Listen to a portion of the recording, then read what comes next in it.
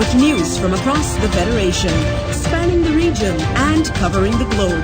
This is the Kyssfm SKN News Now Morning Edition, your one true source for news. And now your presenter.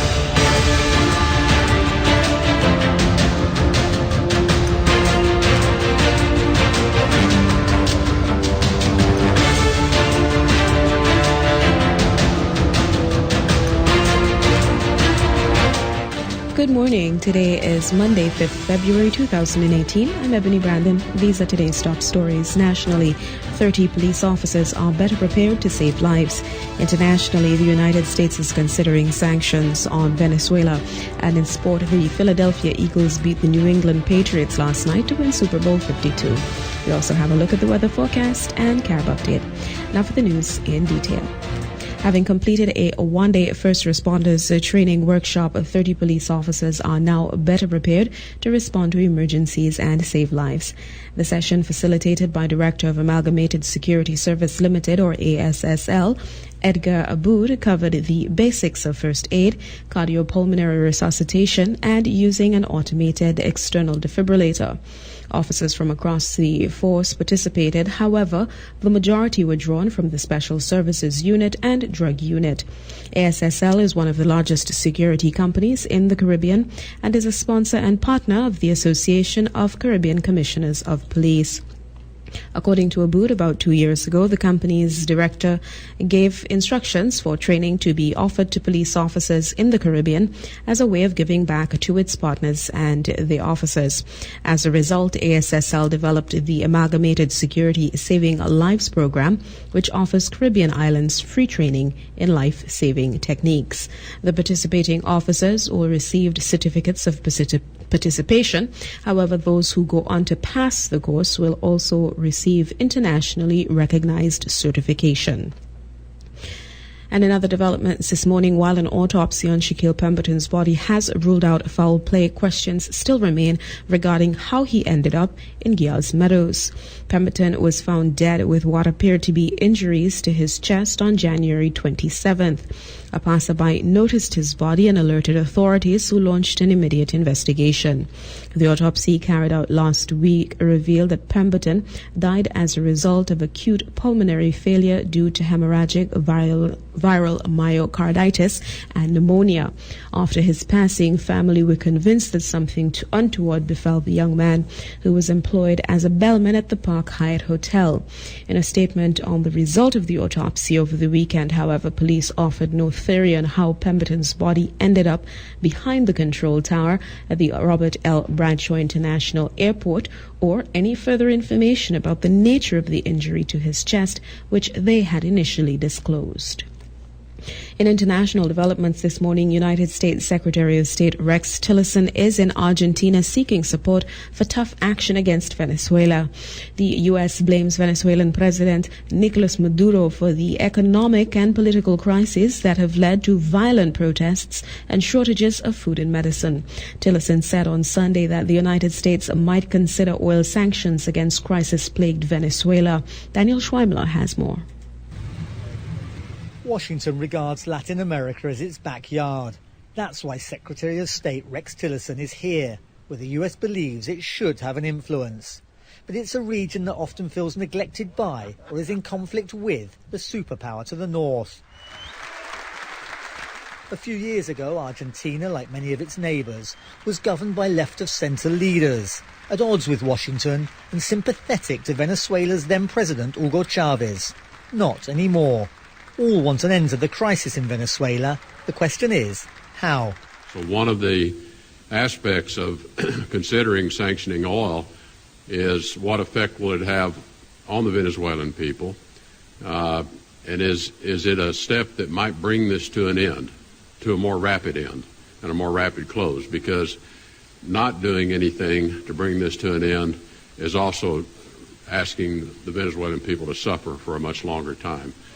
The Venezuelan President Nicolas Maduro blames the United States and its allies for trying to undermine his socialist government. They have inherited the arrogance, the imperial arrogance of believing that with a button, an order, a plan in English, the Bolivarian revolution is finished. With a declaration from the head of the empire calling me a dictator, it's over.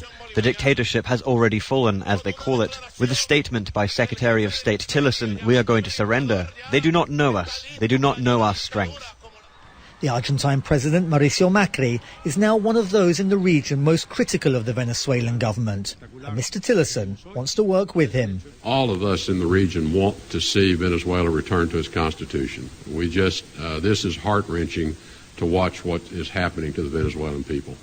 Venezuela is suffering food and medicine shortages. Inflation is rampant, crime is rising, and thousands cross the borders every day in search of provisions for a better life. Mr. Tillerson's visit to Argentina is to show that Washington cares about Latin America, that the region's long-term interests lie with the United States and not with China or Russia. He praised the Argentine government's austerity-driven, investor-friendly economic model, much like that of the current US administrations. That's not something you would have heard a few years ago. The Secretary of State is emphasising where the two countries can cooperate. Trade, defence, fighting terrorism and drug trafficking. Not so much on immigration. There'll be similar bridge building when he moves on to Peru and Colombia. Daniel Schweiner, Al Jazeera, Buenos Aires. And in sport this morning, the Philadelphia Eagles won the Super Bowl for the first time by beating the New England Patriots 41-33 in an extraordinary encounter in Minneapolis.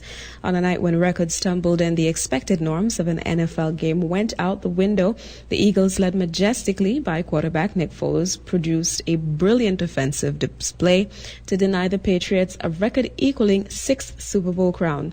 Zach Ertz's touchdown with less than 3 minutes remaining put the Eagles into a 5-point lead, but it took Brandon Graham's sack on Tom Brady just moments later to seemingly put the game beyond the reigning champions. Even then, the Eagles had to withstand a late march downfield by Brady, but victory was finally assured when a Hail Mary attempt came to nothing as the clock ticked down to 0. In a game featuring just 1 punt and 1 sack, Graham's key hit on Brady. The action was breathless and, for the most part, unprecedented in NFL history. Chief among the highlights was the glorious moment when Foles, later named the game's most valuable player, caught a pass from tight end Trey Burton on a gusty trick play, making him the first player ever to throw and catch a touchdown in a Super Bowl. Foles also threw for 3 touchdowns from 373 passing yards. The 29-year-old Texan capping off his fairy tale rise since being drafted in to replace the injured Carson Wentz 3 games from the end of the regular season. Opposite number Brady, meanwhile, is left today to wonder just how he failed to add to his 5 Super Bowl rings despite 505 passing yards, a Super Bowl record, and 3 touchdown passes. The explosive nature of the 2 offenses saw the Eagles and the Patriots combine for 1,151 yards in total, a record not just for the Super Bowl, but for any regular or postseason game in NFL history. And with that look at sport, we now have a look at today's weather forecast. Over St. Kitts and Nevis today, we can expect partly cloudy to cloudy conditions with a moderate or 50% chance of showers. Tonight will be partly cloudy with a moderate or 40% chance of showers. Seas are moderate with heights of 1.4 to 1.8 meters or 4 to 6 feet. Sea bathers are advised to exercise caution.